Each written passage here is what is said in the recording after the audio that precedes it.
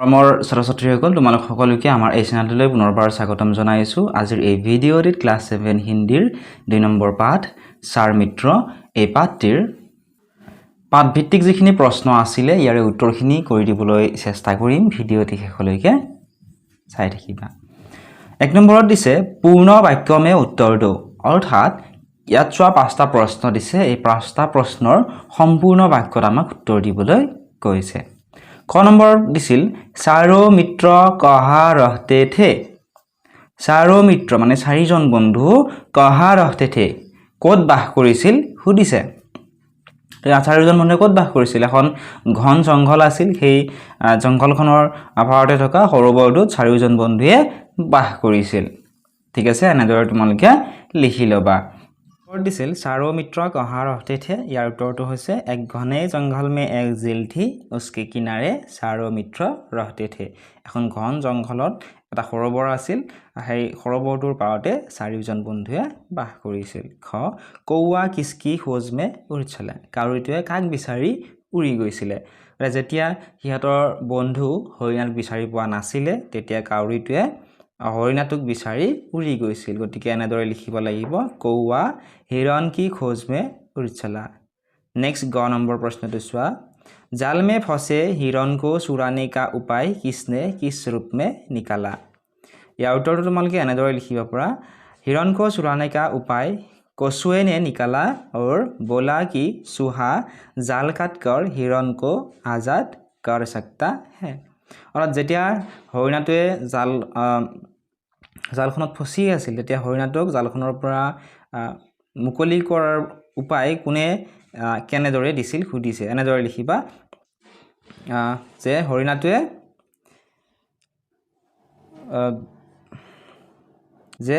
হৰিণাটোক জালখনৰ পৰা মুকলি কৰাৰ উপায় কাছটোৱে উলিয়াইছিল আৰু কৈছিলে যে চুহা অৰ্থাৎ নিগনিটোৱে জালখন কাটি হৰিণাটোক জালখনৰ পৰা মুক্ত কৰিব পাৰিব। নেক্সট কুৱেশ্যন কছুৱে কো কিসনে পকৰা और उसे आजाद किसने किया। অৰ্থাৎ কাছটোক কোনে ধৰিছিল আৰু সেই কাছটোক কোনে মুক্ত কৰিছিল বা আজাদ কৰিছিল? উত্তৰটো হৈছে কছুৱে কো বহেলিয়ে নে পকৰা থা और চুহে নে আজাদ কিয়া থা। অৰ্থাৎ কাছটোক সেই চিকাৰীজনে ধৰিছিলে আৰু নিগনিটোৱে এই মোনাখন কাটি তাৰ পৰা মুক্ত কৰিছিল। নেক্সট কুৱেশ্যন বহেলিয়ে নে अपनी किस्मत को खराब क्यों कहा। তে বহেলিয়া অৰ্থাৎ চিকাৰীজনে নিজৰ ভাগ্য বেয়া বুলি কিয় কৈছিল? উত্তৰটো হৈছে बहेलिया ने अपनी किस्मत को खराब कहा क्योंकि बहेलिया के जाल से हिरण और कछुआ भाग निकला। গতিকে এই চিকাৰীজনে নিজৰ ভাগ্য বেয়া বুলি কৈছিল কাৰণ প্ৰথমতে হৰিণাটো জালখনৰ পৰা ওলাই গৈছিল, তাৰপিছত কাছটো জালখনৰ পৰা মোনাখনৰ পৰা ওলাই গৈছিল। সেইকাৰণে নিজৰ যিটো ভাগ্য সেইটো বেয়া বুলি কৈছিলে। নেক্সট চোৱা 2 নম্বৰ। ইয়াত দিছে आओ চিত্ৰও কো আৱাজো কে সাথ মিলায়ে। ইয়াত প্ৰথম চিত্ৰটো চোৱা, এইটো হৈছে জিৰাফৰ চিত্ৰ। দ্বিতীয় এইটো চিত্ৰ হৈছে কুকুৰৰ চিত্ৰ। এই চিত্ৰটো হৈছে ছাগলীৰ চিত্ৰ আৰু এই চিত্ৰটো হৈছে হাতীৰ চিত্ৰ। তোমালোকক মই বুজি পাবৰ বাবে মই সাইডত লিখি দিছো। ঠিক আছে, অসমীয়াতে লিখি দিছো। এতিয়া এই চিত্ৰকেইটা চাই এটা কুকুৰৰ আৱাজটো কেনেকুৱা হিন্দীত, মানে কুকুৰে কি কৰে ভুকে ভুক ভুকায়। গতিকে কি হ'ব ঘ নম্বৰটো এইটো লগত মিলিব। গতিকে ঘটো মই ইয়াতে লিখি দিছো, মানে এইটো মিলিব। ঠিক আছে, এতিয়া প্ৰথমতে চোৱা মিমিয়ানা এইটো হ'ব ছাগলী।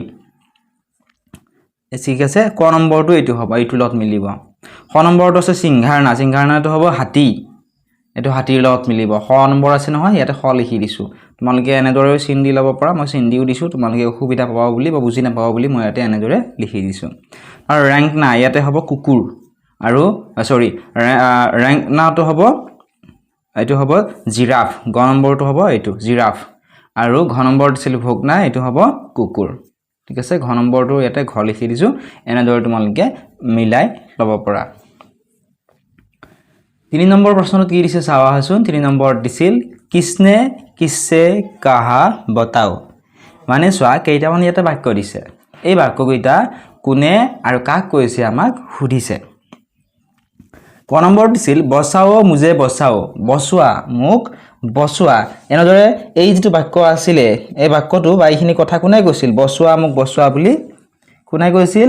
যেতিয়া কাউৰীটোৱে হৰিণাটোক বিচাৰি উৰি গৈ আছিল তেতিয়া কাউৰীটোৰ শব্দ শুনা পাই হৰিণাটোৱে কৈছিল যে মোক বচোৱা মই বৰ বিপদত পৰিছোঁ কেনেদৰে লিখিবা ইয়াত হ'ব হিৰণে কৌৱাছে কাহা মানে হৰিণাটোৱে কাউৰীটোক এই বাক্যটো কৈছিল এনেদৰে তোমালোকে লিখি ল'ব পাৰা তাৰপিছত 3 নম্বৰৰ কটোৰ উত্তৰ এনেদৰে লিখিবা হিৰণে কৌৱাছে কাহা হৰিণাটোৱে কাউৰীটোক কৈছিল যে মোক বচোৱা নেক্সট খ নম্বৰ দিছিল চিন্তা কি কৈ বাত নাহি অৰ্থাৎ চিন্তাৰ কোনো কাৰণ নাই এই বাক্যটো কোনে কাক কৈছিল সুধিছে উত্তৰটো হৈছে কচুৱে নে কৌৱে অৰ চুহেছে কাহা কাছটোৱে কাউৰী আৰু নিগনিটোক কৈছিল এই বাক্যটো যে চিন্তাৰ কোনো কাৰণ নাই যেতিয়া হৰিণাটোক বিচাৰি পাইছিল বিচাৰি পোৱাৰ পিছত কাউৰীটোৱে আকৌ সেই বন্ধুকেইজনৰ ওচৰলৈ সহায় বিচাৰি গৈছিল তেতিয়া কাছটোৱে কৈছিল কাউৰী আৰু নিগনিটোক যে চিন্তাৰ কোনো কাৰণ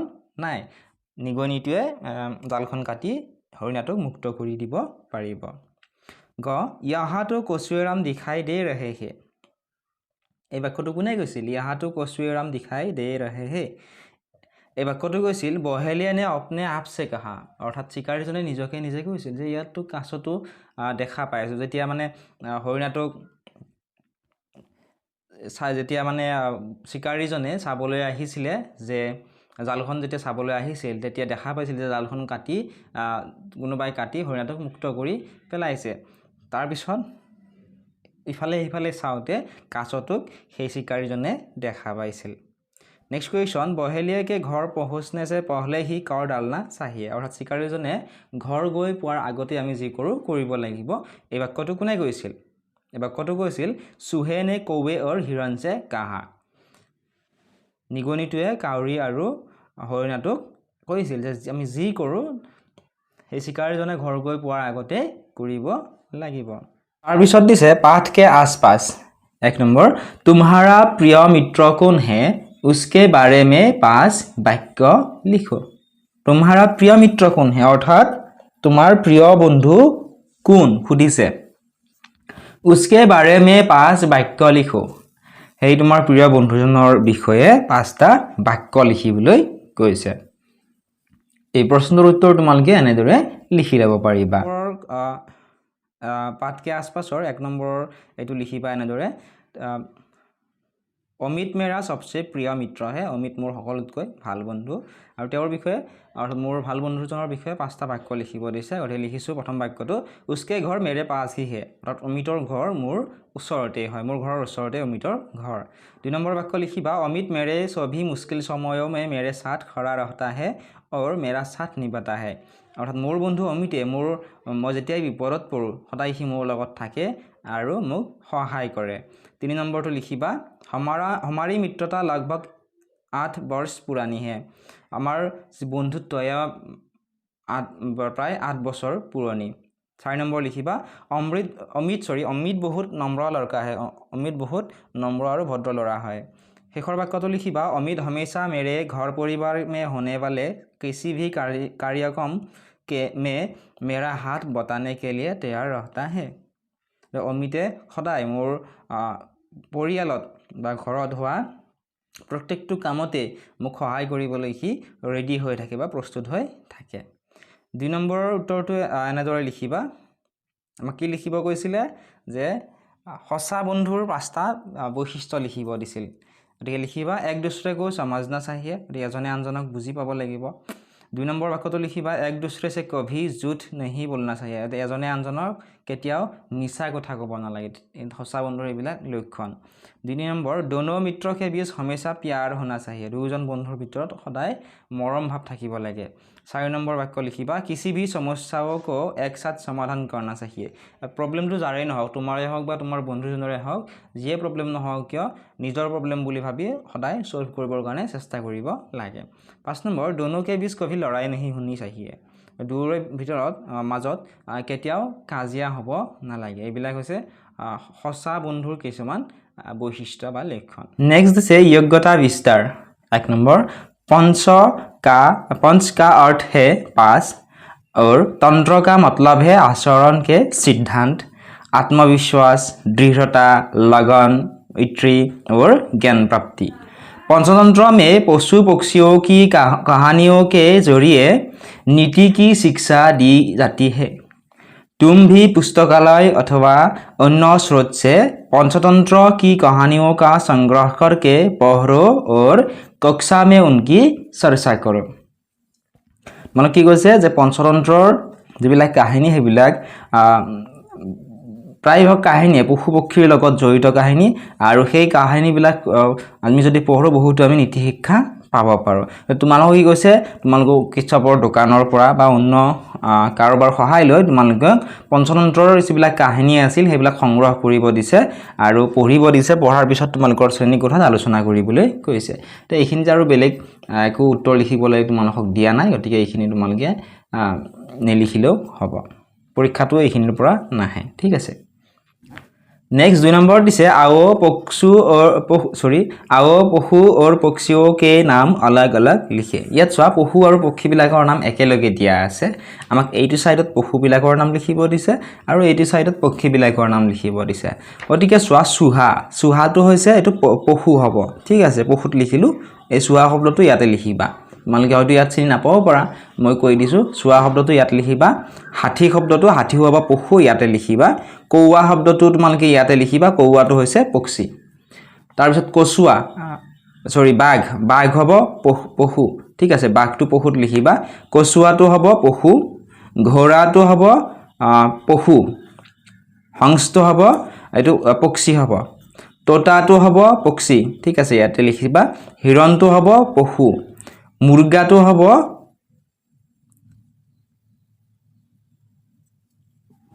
তাৰপিছত কবুতৰটো হ'ব এটা পক্ষী হ'ব, তাৰপিছত গাইটো হ'ব এটা পশু হ'ব, কয়ল হ'ব পক্ষী আৰু বগুলাটো হ'ব পক্ষী, ঠিক আছে। এনেদৰে তোমালোকে লিখি ল'বা। কিবা যদি ইয়াতে অসুবিধা পোৱা তোমালোকে ডেসক্ৰিপচনত দিয়া হোৱাটছআপ নম্বৰত মেছেজ কৰি তোমালোকে সুধিব পাৰিবা।